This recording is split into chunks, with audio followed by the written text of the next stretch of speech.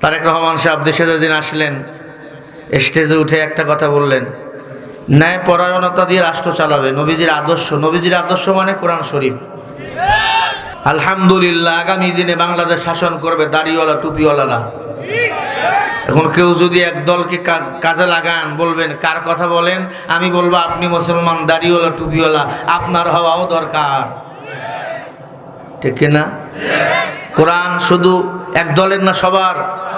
কোরআন শুধু জামাত ইসলামের, সরমনার, উজানির, বিএনপির কোরআন, আওয়ামী লীগের কোরআন, সবার কোরআন। কোরআন যারা মানবে না তারা আল্লাহর দুশ্মন, নবীর দুশ্মন, মুসলমানেরও দুশ্মন। তারেক রহমান সাহেব দেশে যেদিন আসলেন, স্টেজে উঠে একটা কথা বললেন, ন্যায় পরায়ণতা দিয়ে রাষ্ট্র চালাবে, নবীজির আদর্শ। নবীজির আদর্শ মানে কোরআন শরীফ। উনি যেদিন বলছেন কোরআন শরীফ দিয়ে রাষ্ট্র চালাবেন, আমার কলিজা ঠান্ডা হয়ে গেছে।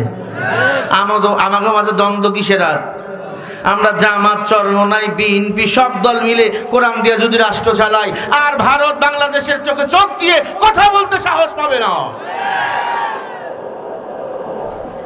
চতুর্দিকে ভারত, পিছন দিকে বঙ্গোপসাগর, আমাকে হুতাগুতি ঠেলাঠেলির সময় এখন আর নাই।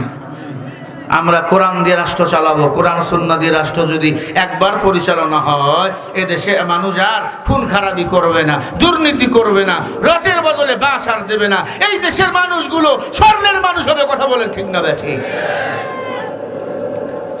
কোরআন আল্লাহ পাক দিয়েছেন জীবন ব্যবস্থা, হুদাল্লিন্নাস ওয়া বাইয়িনাতিম মিনাল হুদা ওয়াল ফুরকান। এই কোরআন হলো আমাদের জন্য হেদায়েত, ঠিক কিনা? এই কোরআন হলো সংবিধান, শ্রেষ্ঠ কিতাব। আল্লাহ কোরআনে চ্যালেঞ্জ করেছেন, যালিকাল কিতাবু লা রাইবা ফি হুদাল লিল মুত্তাকিন। এই কোরআনে কোনো সন্দেহ নাই। এই কোরআন যারা মানবে তারা হলো মুত্তাকিন, আর এই কোরআন যারা মানবে তারাই হলো আল্লাহর জান্নাতের মেহমান। ইন্না লিল মুত্তাকিনা মাফাজা হাদাইকা ওয়া আ'নাবা ওয়া কাওয়াইবা আতরাবা। জোরে বলেন সুবহানাল্লাহ। আমরা কোরআন সুন্নাহ মোতাবেক জীবন চালাবো। রাজি আছি তো ইনশাআল্লাহ? আমি একটা হাদিস পড়েছি আপনাদের সামনে, বুখারীর প্রথম হাদিস, ইন্নামাল আ'মালু বিন্নিয়াত। আল্লাহ বলেন, যারা তাওহীদ মানবে, যার আমল সুন্দর হবে, সে হলো আল্লাহ তাআলার কাছে গুণের মানুষ। আমরা আমল করি, তাওহীদ মানি না, তাওহীদের পক্ষে নাই। মুসলমান কোরআনের আইন চাই, বাতিলের সাথে আমরা দলাদলি করে বেড়াই। কোরআনের বিধান চাই, জালিমের সাথে আমগো দুস্তি, ভারতের সাথে আমগো দুস্তি। বলেন আছে না নাই? ওই ভারত মুসলমানের বন্ধু না দুশ্মন? ওই আমেরিকা মুসলমানের বন্ধু না দুশ্মন? আল্লাহ বলেন, ইয়া আইয়ুহাল্লাযীনা আমানু লা তাত্তাখিযুল ইয়াহুদা ওয়ান নাসারা। মনে রাখো মুসলমান, ইহুদি, নাসারা ওরা পরস্পর বন্ধু, তোমাদের জাতীয় দুশ্মন। আমরা মুসলমান, ঐক্য হয়ে যাব। আমগো মাঝে কোনো দলাদলি নাই। কোরআনের বেলা আমরা এক দল, ইসলামের বেলা আমরা এক দল। কোনো বেঈমান যদি আমার আল্লাহ রাসূলের বিরুদ্ধে কথা বলে, তখন ওই বেঈমানকে জবাই করাবার জন্য আমরা সবাই হয়ে যাব এক দল। লা তাআতা লিমাখলুকিন ফি মাআসিয়াতিল খালিক। আল্লাহ রাসূলকে বেজার কইরা দুনিয়ার কোন মাখলুকাতের আনুগত্য করা হারাম, ঠিক না বে ঠিক? আনুগত্য করব কার? আল্লাহ এবং আল্লাহ রাসূলের। এজন্য আল্লাহ বলেন, ইয়া আইয়ুহাল্লাযীনা আমানুত্তাকুল্লাহ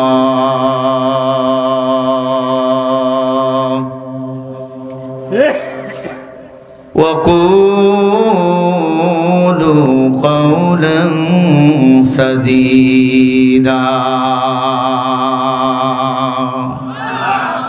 আল্লাহু আকবার বললে গুনাহ হবে? কোরআন শুনলে আল্লাহু আকবার বলবেন। আল্লাহ বলে, দুনিয়ার মুমিন, তোমরা আমি আল্লাহকে ভয় করো। কুলু কাওলান সাদীদা, জবান দিয়া সত্য বলো, মিথ্যা বলিও না। কারণ তোমাদের রব আল্লাহ। মুমিনের রব বলেন কে? আরো জোরে বলেন, ইন্নাল্লাযীনা ক্বালু রাব্বুনাল্লাহু সুম্মা ইসতাকামু ফালা খাউফুন আলাইহিম ওয়ালা হুম হুম ইয়াহজানুন।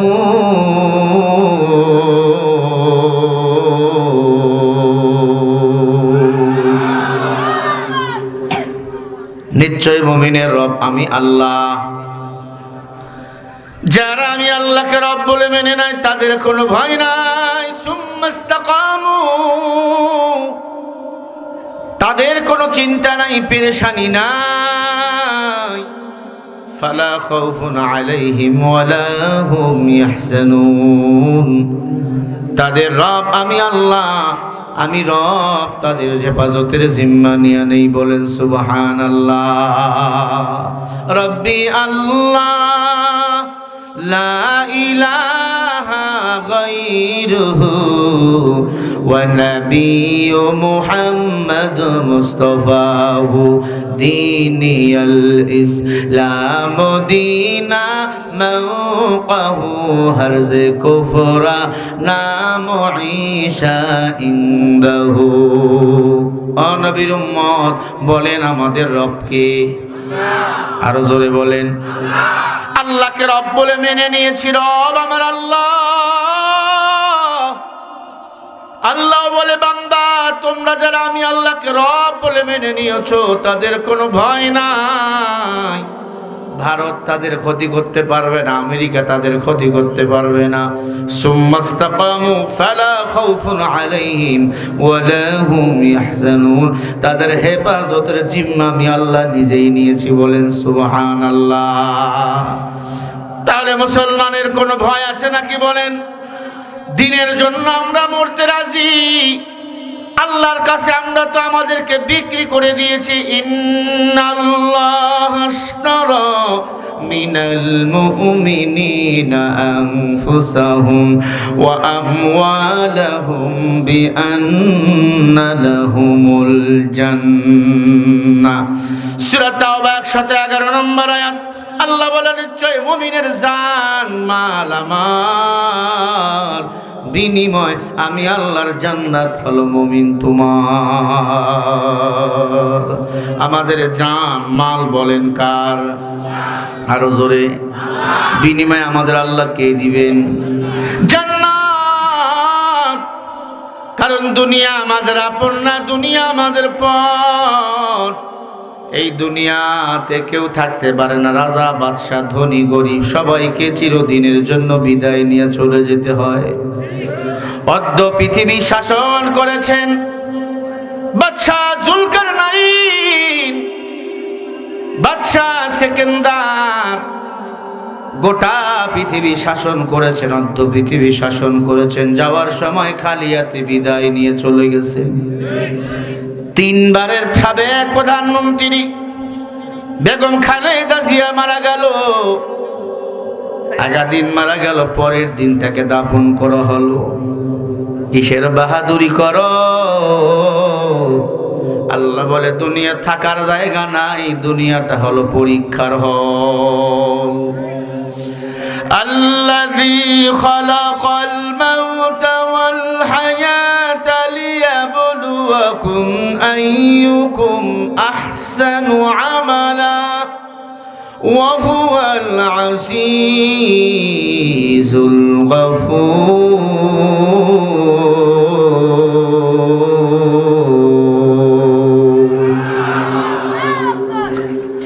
আল্লাহ বলে রে মানুষ, আমি আল্লাহ তোদের দুনিয়াতে সৃষ্টি করেছি মৃত এবং জীবিত। আহসানু আমালা, আমি আল্লাহ দেখতে চাই কে বেশি ভালো আমল করতে পারো। আল্লাহর কাছে ভালো আমলের দাম আছে। আল্লাহ এই জন্য বলে আহসানু আমালা। আল্লাহ বেশি আমলের কথা বলেন না, আল্লাহ তাহলে বলতো আকসারু আমালা। আল্লাহ বলে মানুষ আমি আল্লাহ দেখতে চাই তোমরা কে বেশি ভালো আমল করতে পারো। ওয়া হুয়াল আজিজুল গফুর। বান্দারে ভালো আমল করতে করতে স্লিপ যদি কইরাও গুনাহ করে ফেলো, নিশ্চয় ওয়া হুয়াল আজিজুল গফুর, ক্ষমাশীল হলাম আমি আল্লাহ। বান্দারে দুনিয়াতে আইয়া এক আল্লাহর গোলামি করো। আল্লাহ ছাড়া তোমার আমার কেউ আপন না। আল্লাহ আমার আপন, আল্লাহ আমার রব, ওই রব আমার সব। তুমি খানা খাবে আল্লাহর জন্য, তুমি ঘুমাবে আল্লাহর জন্য। সাহাবায়ে কেরাম আল্লাহর ভয়ে ভীতু ছিল, এই দুনিয়া থেকে তারা জান্নাতের সার্টিফিকেট পেয়েছেন। আবু বকর বেদরমির ঘরের সন্তান, উমর ওসমান আলী বেদরমির ঘরের সন্তান, সাদ বিন আবু ওয়াক্কাস রাদিয়াল্লাহু তাআলা আনহু বেদরমির ঘরের সন্তান, জান্নাতের সার্টিফিকেট পেয়েছেন। তাদের দিলের মধ্যে ছিল আল্লাহর ভয়, আল্লাহর ভয় কখনো তারা ছেড়ে দেয় নাই। আল্লাহ পাক তাদের ব্যাপারে বলেন রাদিয়াল্লাহু তাআলা আনহুম ওয়া রাদু আন। সাহাবায়ে কেরাম আমার উপর খুশি, আমি আল্লাহ তাদের উপর খুশি। সাহাবারা তো বেদরমির ঘরের সন্তান ছিল। আপনার বাবা মুসলমান, দাদাও মুসলমান, কেন তোমার কোরআন মানতে কষ্ট হয় বাবা? কেন তোমার হাদিস মানতে কষ্ট হয়? কেন তোমার আল্লাহ মানতে কষ্ট হয়, নবী মানতে কষ্ট হয়? না না, দুনিয়ার সবাই আমার পর, আল্লাহ নবী হলো আমার আসল বন্ধু।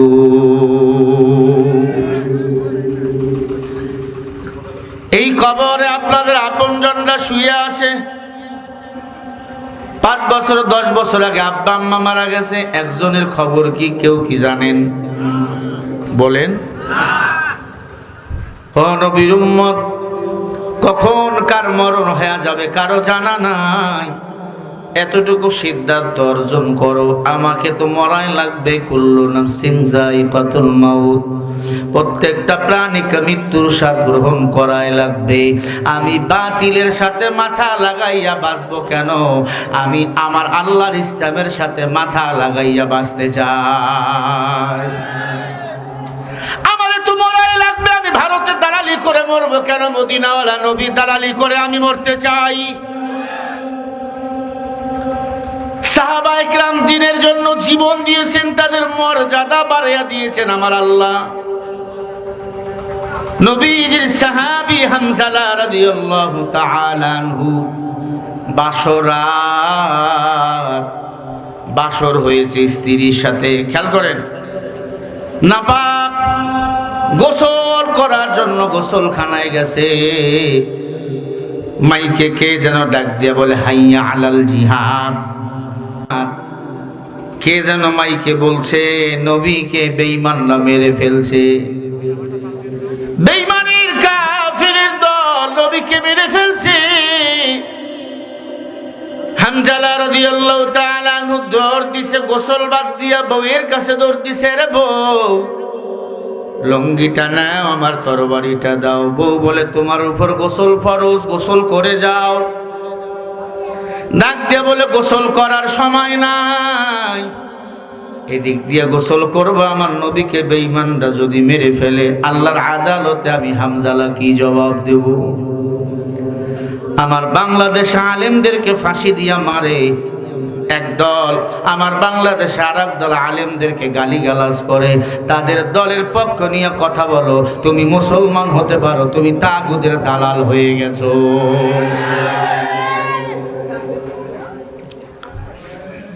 তোমার জন্মের সময় ডান কানে আজান, বাম কানে আকামত দেওয়া হলো। তোমার সুন্দর একটা নাম রাখা হলো, মসজিদে গিয়ে নামাজ আদায় করো। আবার মারা গেলে তোমাকে সাদা কাপড়ে প্যাকেট কইরা কবরস্থানে দাফন করা হবে। দুনিয়ার মাঝখানে জিন্দেগি কেন তুমি বাতিলের সাথে মিলে চলো? বলো, আমাকে জবাব দাও। 1 নাম্বার জবাব, হয় তোমায় দুনিয়াদার, না হলে তোমার ঈমান কারিয়া নিয়েছে। না না, যতদিন আমি বাঁচবো এক আল্লাহর গোলামি করব, আল্লাহ ছাড়া আর কারো গোলাম আমি হব না। যারা তোমার এখন বুকে জড়াইয়া না, এরা সব ক্ষমতার পাগল। কে?